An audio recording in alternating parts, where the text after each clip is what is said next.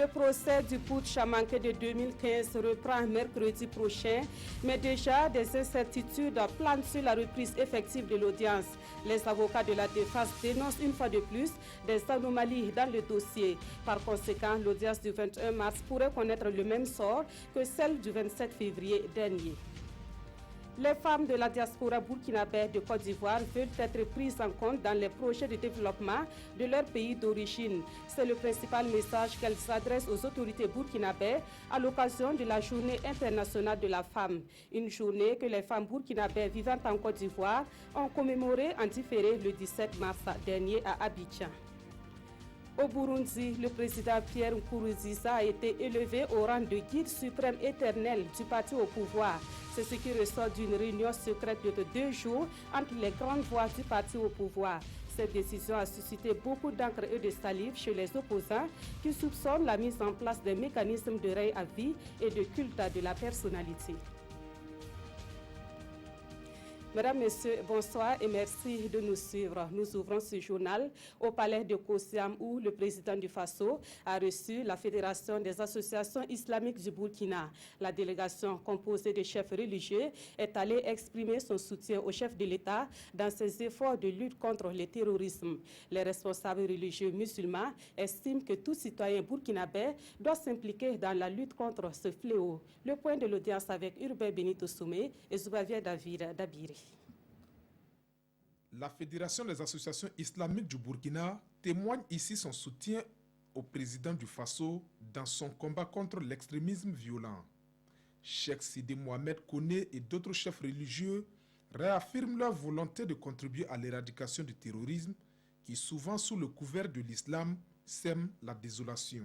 On a jugé bon qu'en plus des prières, qu'on puisse passer, lui apporter notre soutien de vive voix et lui traduire l'engagement de l'ensemble des musulmans à rester debout avec lui pour affronter, en tout cas, tout ce qui a comme épreuve de diriger contre cette nation-là. Et nous faisons partie de cette nation. Donc on ne peut pas être en marge des difficultés. Voilà pourquoi on est passé lui apporter de vive voix notre soutien. Notre communauté n'a rien à voir avec cela. Comme toutes les autres communautés, nous sommes frappés au même degré. Quand vous regardez les cibles qui sont frappées, quand vous regardez les personnes aussi qui sont atteintes, dites-moi quelle communauté n'est pas touchée. Et pour le chef religieux, il faut une synergie d'action dans ce combat, d'où son appel à la dénonciation des prêches dont les contenus incitent à la haine de l'autre. Nous travaillons en collaboration avec les autorités et en tant que citoyens, on dénonce tout ce qu'il y a comme dérapage. Pour les gens sont suffisamment sensibilisés au niveau des mosquées. N'importe qui ne peut pas venir parler dans une mosquée. Et aussi, le système de surveillance est tel que tous les mouvements suspects sont systématiquement notifiés au niveau des autorités. C'est à ce prix, selon Cheikh Sidi Mohamed Koné, que le Burkina arrivera à bout du terrorisme qui, à ses yeux, ne colle à aucune doctrine religieuse. Du reste, il appelle toutes les communautés religieuses à s'unir dans ce combat. La lutte contre l'insécurité et l'incivisme était au centre des journées parlementaires du mouvement du peuple pour le progrès. Ces journées se sont tenues les 17 et 18 mars dernier à Dori, dans le Sahel. Après réflexion et échange, le groupe parlementaire MPP est parvenu à des recommandations dont la mise en œuvre permettra de venir à bout de l'insécurité et de l'incivisme au Burkina Faso. Des précisions avec Bouré Makane et Lazare Sanou. 2 jours durant, les députés du groupe parlementaire MPP ont mené la réflexion sur la problématique de l'insécurité et l'incivisme. 2 fléaux sur lesquels les députés ont porté un regard et formulé des recommandations pour un mieux vivre au pays des hommes intègres. Nous avons dans nos recommandations surtout insisté sur le fait que dans les établissements, on puisse renforcer l'instruction de l'éducation civique et morale. Puisque déjà l'incivisme au niveau des écoles, que ce soit le secondaire, le post-primaire, bon, c'est à ce niveau qu'on peut s'attaquer. L'insécurité également, nous avions parlé de l'Agence nationale de renseignement, puisque le renseignement est capital, surtout qu'elle soit très opérationnelle, il faut quand même que des moyens soient mis à leur disposition également l'opérationnalisation aussi de nos forces de défense et de sécurité. Des recommandations qui ne vont pas dormir dans les tiroirs car les membres du groupe parlementaire ont pris des engagements. Je puis affirmer que nous avions atteint notre objectif parce que la problématique de l'insécurité et de l'incivisme, c'est de ça que nous avions traité avec des communicateurs vraiment rompus dans le domaine. Et en tant que groupe parlementaire, nous prenons l'engagement de suivre ces recommandations-là auprès de l'exécutif. L'une des recommandations, c'est la forte implication des leaders de communauté dans la formulation et l'exécution de politiques et stratégies en matière de lutte contre le terrorisme. Le procès du putsch manqué de 2015 reprendra-t-il effectivement mercredi prochain? Rien n'est certain au regard du contenu de la sortie médiatique cet après-midi des avocats de la défense. Ils disent avoir noté des anomalies dans le dossier, ce qui fait que l'audience du 21 mars risque de connaître le même sort que celle du 27 février dernier. Le point de la conférence de presse avec Salifou Belem et Zoubavier David Dabiri. À 48 heures de la reprise du procès du putsch manqué de 2015, les avocats de la défense disent noter plusieurs anomalies procédurales qui, dans leur entendement, ne garantiraient pas la tenue d'un procès équitable. Entre autres anomalies constatées, la désignation des juges sur proposition de René Bagoro, lui-même partie prenante du procès, l'empressement de la programmation de l'audience à un moment où les accusés ont formulé des pourvoirs en cassation sur les arrêts de renvoi délivrés par le parquet militaire et surtout l'irrégularité du juge Seydou Ouedraogo. Ce décret a nommé les juges, je prends l'exemple du président Ouedraogo Seydou, le voici le décret, il est nommé président de la chambre de jugement. Jusque-là. Alors que la chambre de jugement n'existe plus. Alors, vous avez assisté à ce qui s'est passé. Le parquet militaire a voulu forcer ou passer. Nous avons insisté et ils sont revenus à la raison en corrigeant certains actes, notamment la citation. Sur les nouvelles citations, ils ont pris en compte nos préoccupations, qui disaient que la juridiction devant laquelle on a attrait nos clients n'existait plus. Maintenant, ils ont fait des citations qui les attraient devant la juridiction existante, mais ce qui va se poser comme problème à la prochaine audience, c'est que le décret n'a pas été repris. Et pour l'auxiliaire de justice, ces erreurs qu'il qualifie de monstruosité sont une volonté manifeste de certaines parties de ne pas aller au procès. Le décret comporte toujours des erreurs. Ouedraogo Seydou ne peut pas venir nous dire qu'il est le président de la chambre de première instance. Il est nommé clairement ici président de la chambre de jugement. Je pense que ce n'est pas très compliqué à comprendre. Nous ne savons pas pourquoi ils n'ont pas pris le soin de reprendre nos décrets. Ce n'est pas difficile. Et là, moi, quand ça se présente ainsi et que les choses sont claires, j'ai toute l'impression qu'il y a quelqu'un d'autre qui n'a pas intérêt à ce que le dossier soit jugé. Et à la question de savoir si cette sortie n'est pas de nature à préparer les esprits à un scénario similaire à la première audience, les avocats répondent sans détour. Non, à quoi? Nous ne préparons pas des esprits. Nous avons dit que tel que c'est parti, nous ne serons pas étonnés des condamnations qui seront prononcées. C'est pourquoi nous devons informer le public burkinabé. Parce que c'est quand même sa justice. Il faut qu'il chasse ce qui se fait dans cette maison de salle des banquets de Ouaga 2000. Voilà notre devoir et voilà l'opportunité de la chose. Ensuite, est-ce qu'il y aura des exceptions? On n'a même pas encore abordé les exceptions. Il y aura bel et bien des exceptions. Tout porte donc à croire que le 21 mars sera encore une journée dédiée à la bataille procédurale entre les parties prenantes à ce procès. Intéressons-nous à la mise en œuvre de l'assurance maladie universelle qui nécessite l'implication de plusieurs acteurs, dont les parlementaires et les structures non gouvernementales. Et c'est tout le sens de la rencontre tenue ce matin à Ouagadougou entre des représentants d'ONG, des députés et le secrétariat technique de l'assurance maladie universelle. Les échanges devront permettre d'accélérer la mise en œuvre de cette politique de couverture sociale au profit des Burkinabés.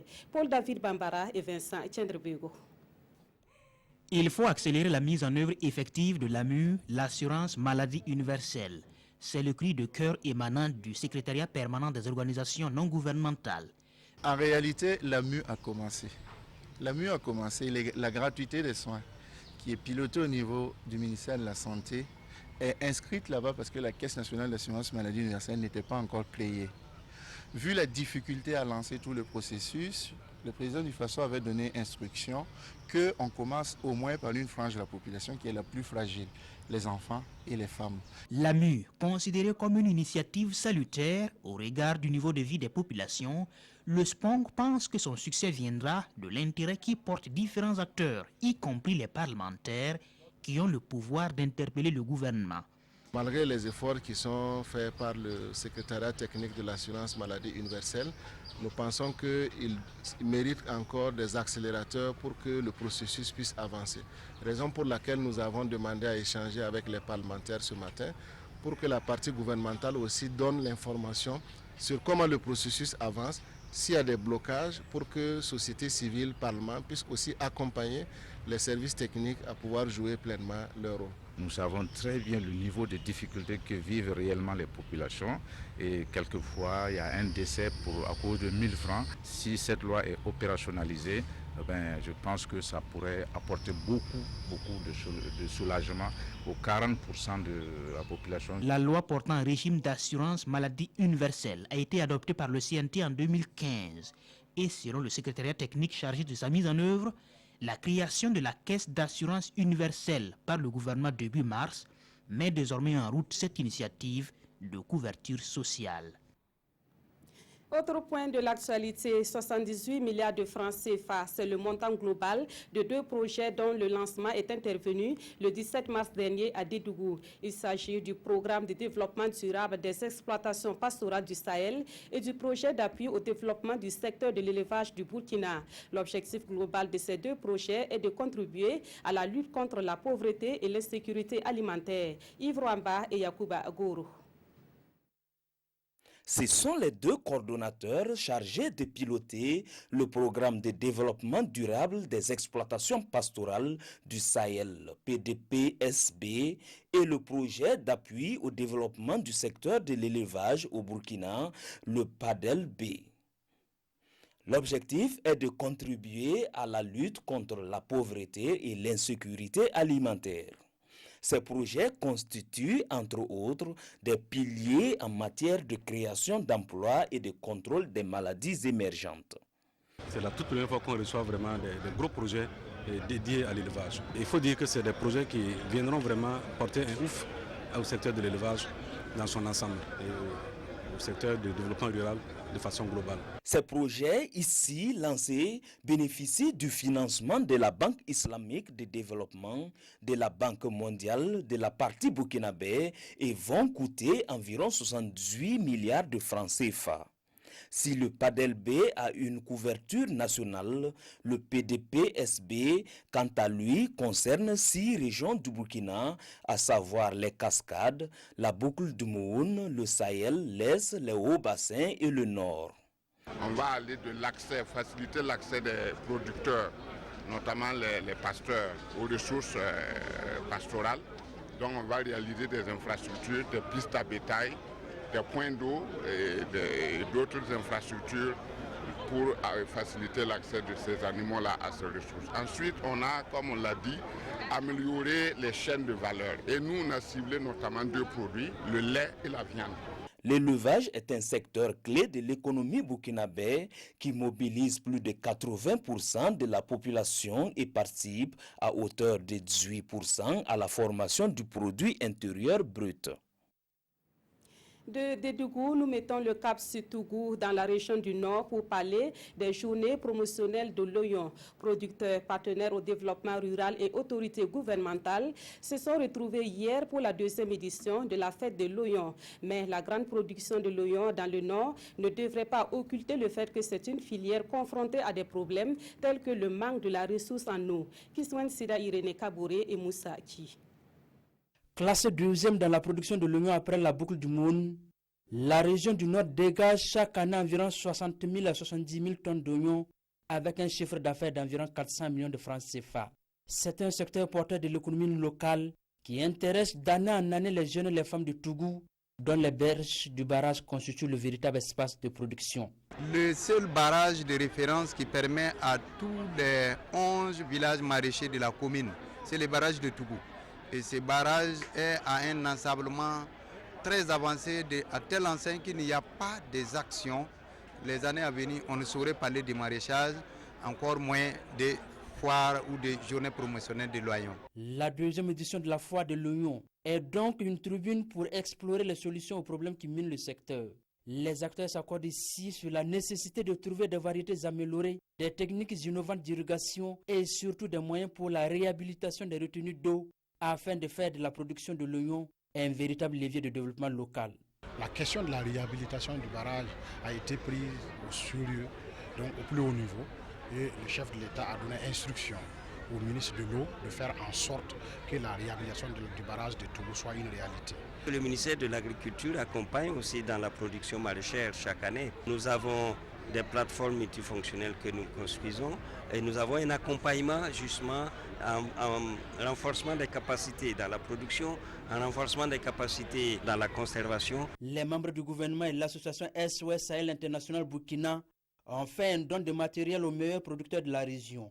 60 exposants sont présents cette année pour faire de bonnes affaires et nouer des partenariats. Et de nos jours, il est possible de produire en saison pluvieuse avec la variété la Prima 178, nous disent les techniciens en charge de l'agriculture. Au niveau de la filière coton, l'actualité est toujours marquée par des crises, dont celle portant sur la répartition des dettes impayées du coton entre l'État et les producteurs. Et c'est l'un des points inscrits sur la plateforme revendicative des producteurs de coton. Une plateforme expliquée au cours d'une assemblée générale initiée par l'Organisation démocratique pour la jeunesse et d'autres organisations de la société civile du Mouhoun. Le reportage de Lassina Ouattara et Karim Ouedraogo. Cette assemblée générale a pour but de mieux peaufiner la plateforme revendicative des 85 points sur les difficultés que rencontre le monde paysan. En plus de revoir les revendications, une date va être choisie pour remettre cette plateforme aux autorités. Nous allons révéler sur notre plateforme que nous avons élaborée et prendre donc les avis des paysans et les préoccupations qu'ils ont en dehors même de la plateforme pour essayer d'arrêter un point sur ça et ensuite donner alors une nouvelle date pour la marche. Et le point aujourd'hui qui tient à cœur, c'est la question donc des impayés dans lesquels donc nos cotoculteurs sont tombés aujourd'hui. Et c'est là que nous avons fait une proposition concrète. On divise les crédits, les impayés des paysans en 3 parties. Les paysans payent une partie, la Sofitec paye une partie et l'État paye une partie. Selon le porte-parole des organisations de la société civile du Mouhoun, les préoccupations soulevées par l'Organisation démocratique pour la jeunesse ODESI sont des préoccupations justes. Nous également, nous avons pour objectif de défendre les intérêts des populations de notre région. Donc face à cette situation, on ne pouvait pas rester les bras croisés.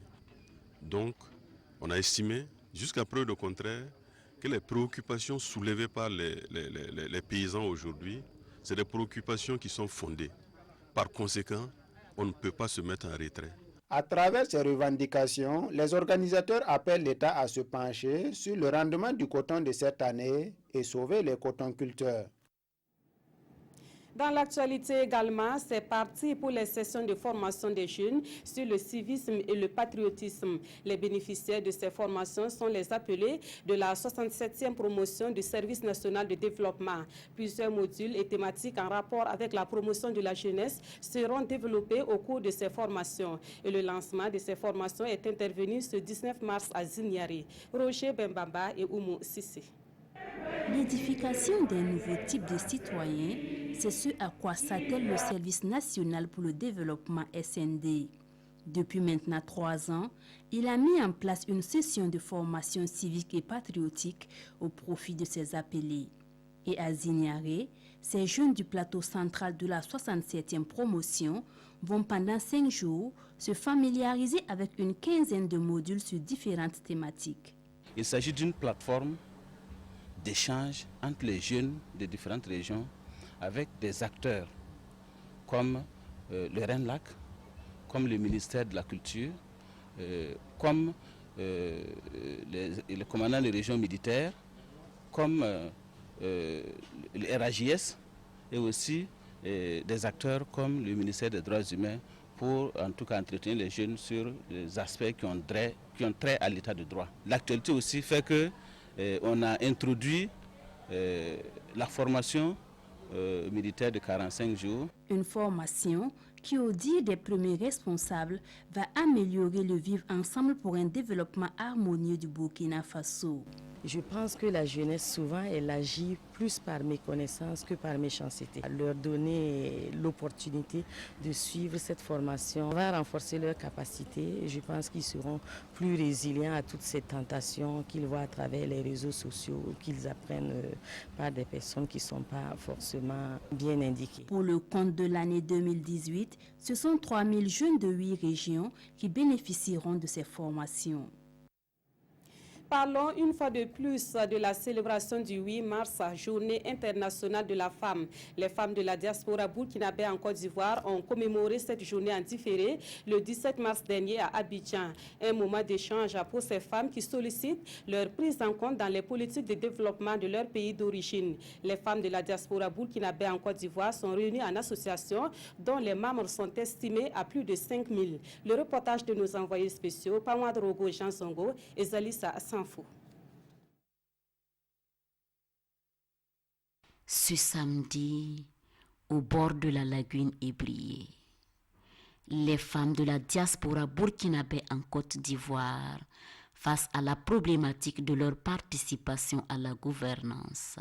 La journée internationale de la femme célébrée ici en différé, c'est l'histoire d'une femme qui a suivi son mari à l'aventure et qui ne veut plus rester passive face à son destin.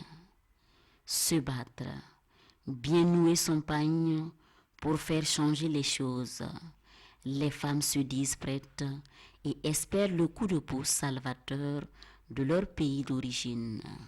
On attend d'abord une prise en charge, parce qu'au niveau du Burkina Faso, les femmes sont prises en charge. Donc on attend que nos autorités burkinabées et notre président, le président Roch Kaboré, qu'il essaie de mettre un œil sur les femmes de la diaspora. Parce que nous aussi, on a un œil au pays. Nous sommes ici, mais on a un œil au pays. On espère avoir un soutien financier pour pouvoir faire nos projets. Moment d'introspection, de partage, de rencontre, de souvenirs et de nostalgie aussi. Ces femmes sont soutenues et accompagnées dans leur démarche par les autorités politiques, coutumières et religieuses de la Côte d'Ivoire. Pour le parrain, l'heure de l'émancipation a sonné pour la femme de la diaspora. Elle doit sortir de son carcan habituel pour offrir un nouveau visage. Nous voulons une autre génération de femmes burkinabées en Côte d'Ivoire. Donc cette nouvelle génération qui propose, qui réfléchit, qui cherche à transformer les petites galettes, n'est-ce pas, qu'elle fait chez elle à la maison, et pourquoi pas l'exporter. Donc c'est comment faire pour aider ces femmes-là, les sensibiliser, aller au-delà de femmes qui attendent seulement qu'on les assiste. Donc c'est ça le défi, qu'elles puissent se prendre en charge, qu'elles puissent franchir le cap, de chaque fois tendre la main, mais comprendre que désormais elles ont leur destin entre leurs mains et que c'est à elles de prendre sur elles cette décision-là. Cette célébration de la Journée internationale de la femme est l'initiative de la Fédération des femmes leaders d'associations de Côte d'Ivoire. Une première selon elle qui ouvre la voie à une traditionnelle halte pour chercher les voies et moyens à leur plein épanouissement. Retour au Burkina Faso et direction la région de l'Est où les différentes troupes se préparent pour la Semaine nationale de la culture édition 2018. Nous vous proposons un zoom sur une troupe qui doit compétir dans la catégorie lutte traditionnelle. Les lutteurs de la région de l'Est effectuent leur entraînement à Pama dans l'espoir de faire une bonne prestation à la SNC et repartir avec des trophées. Alassane Kendrbego et Ibrahim Sanou. Un duel aux allures de compétition à Pama. Nous ne sommes pas encore à la Semaine nationale de la culture. Néanmoins, ces lutteurs de la province de la Compiègne s'entraînent ici pour y faire bonne figure. La préparation se passe très bien ici. On se prépare bien et on va aller jusqu'au fond. Les jours qu'on atterrit seulement à Bobo, la victoire sera pour nous. Actuellement, toutes mes lutteurs sont en forme. Mais il nous reste 5 jours encore. Il y a des choses à ajouter encore. Et on va les ajouter. J'espère qu'avec cet effort, on ira. Maître de l'arène, Dieudonné Onadja est à sa 3e participation à la SNC. Malgré les difficultés financières, le capitaine de l'équipe se dit confiant. Depuis 2014, je participe. Bon, je crois que cette année sera la meilleure année pour nous et pour notre province. En tout cas, on est prêt. On est sûr de nous-mêmes, ça va aller. 6 lutteurs sur les 8 qui vont représenter la région de l'Est à la SNC viennent de la Compiègne. Et le directeur provincial exhorte ses poulains à donner le meilleur d'eux-mêmes. En toute chose, on dit qui veut peut, je sens la motivation. Vous savez, c'est un domaine, si tu n'as pas la passion, et tu ne peux pas aller loin. Parce que c'est une activité où tu viens sans prendre 5 francs, souvent il n'y a pas d'eau pour boire. C'est vrai, les moyens font défaut, mais ils n'ont qu'à reconnaître qu'ils ont le soutien de tout le monde, de la population. La lutte traditionnelle est une discipline prisée par les populations de la région de l'Est. En entendant le début des compétitions à Bobo-Dioulasso, ces lutteurs travaillent à être au meilleur de leur forme afin de ramener des trophées au grand bonheur de leurs femmes. Actualité à l'étranger, au Burundi, il s'appelle désormais le guide suprême éternel du parti au pouvoir. C'est assurant que les partisans de Pierre Nkurunziza l'ont élevé. Les détracteurs du président burundais, eux, dénoncent un projet de règne à vie et un culte de la personnalité.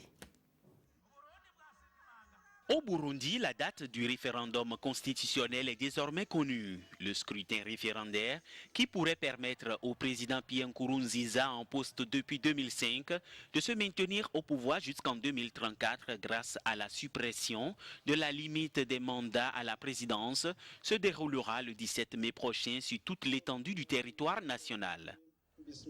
Et sauf au cas de force majeure, le oui devrait largement l'emporter car seuls les partisans de la révision étaient autorisés à battre campagne. Une situation qui devrait permettre à Nkurunziza de briguer un mandat présidentiel supplémentaire, voire lui réunir toutes les conditions pour rester au pouvoir à vie. L'opposition qui juge illégale l'initiative estime que cela pourrait aggraver la crise qui secoue le Burundi depuis la réélection du président Pierre Nkurunziza en juillet 2015 pour un 3e mandat controversé. Les violences consécutives post-électorales ont fait au moins 1200 morts et plus de 400 000 déplacés.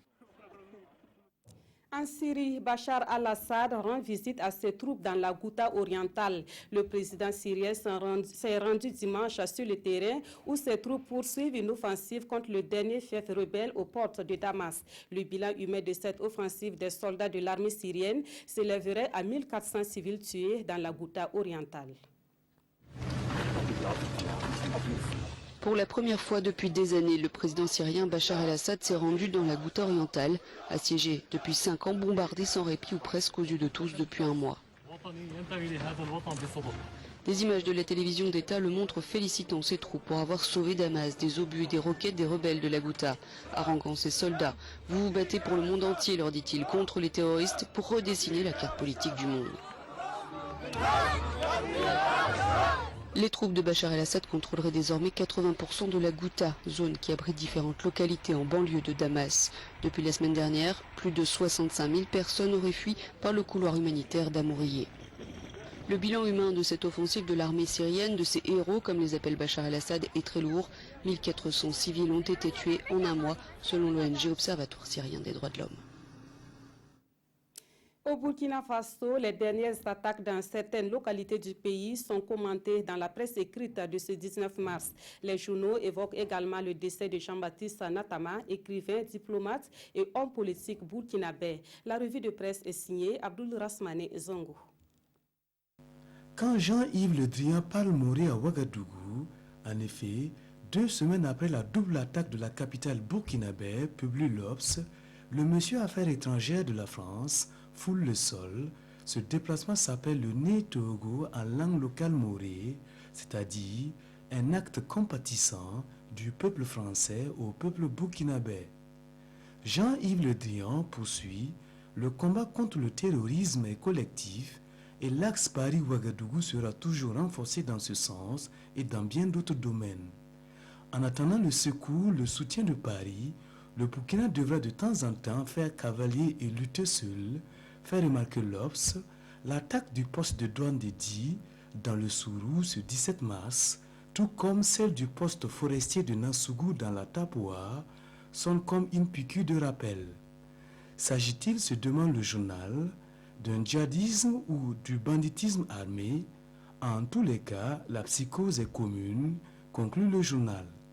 Qu'à cela ne tienne, le monsieur Défense nationale Jean-Claude Bouda et la Grande Muette, note aujourd'hui au Faso, étaient pour leur part en pleine réflexion, premier Kassem oblige, et objectif selon notre confrère, baliser ou renforcer les pistes d'une armée percutante et républicaine afin de faire face aux nombreux défis dont la lutte contre le terrorisme. Justement le terrorisme, ou plus exactement l'insécurité, dont le CDP se vante d'en posséder l'antidote. Témoignez vous-même ce propos d'Edi Kombero dans le journal Le Pays. Le remède à l'insécurité, c'est de voter pour nous en 2020. Et le MPP affiche Sidoya, rétorque et propose, je cite, les 15 remèdes contre l'insécurité et l'incivisme au Burkina. Terminons tristement avec Sidoya qui titre, tout comme les autres quotidiens en parlent, Jean-Baptiste Nataman, le diplomate, l'écrivain, l'homme politique entre autres, a attiré sa révérence dans la nuit du 17 au 18 mars. Et c'est la fin de ce journal. Merci de l'avoir suivi. La prochaine édition de l'information, c'est à 22h30 avec Christine Koulibaly. Merci de votre fidélité à la RTB.